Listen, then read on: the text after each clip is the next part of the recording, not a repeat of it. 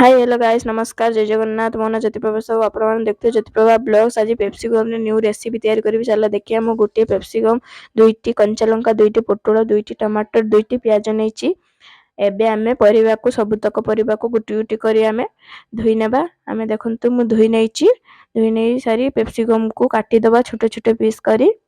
काटी सारा पर टमाटर को भी सेमती छोटे छोटे पीस करी काटी ने तापर पोटल को टिके छाले ताको भी आमे सेमती काटी नेले छोटे छोटे पीस करी कंचा लक्का को भी सेमती छोटे छोटे पीस करी काटी नेले प्याज को भी सेमती छोटे छोटे पीस करी काटी नेले देखंतु मु काटी नेछि सब परिवा को छोटे छोटे पीस करी ए गैस ऑन करी कढ़ेटी बसैली कढ़ेटी किछि टाइम गरम हो सारा पर आमे तेल देबु तापर सुखिला लंका जीरा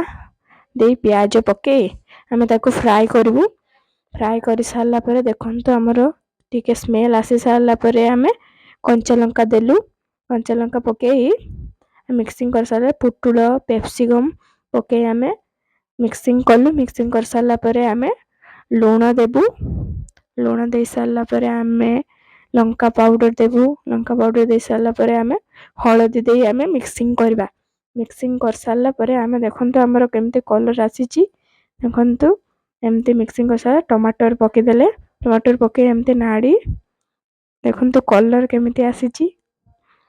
आमे तापरे ढांकुनी मारी दबा ढांकुनी खली साला पर चिकन मसाला दे पुनी ढांकुनी मारी पानी दबा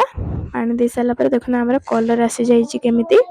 एमती कलर आसीबो एमती तार फुटा सारा हम देखंतु तरकारी रेडी हो गला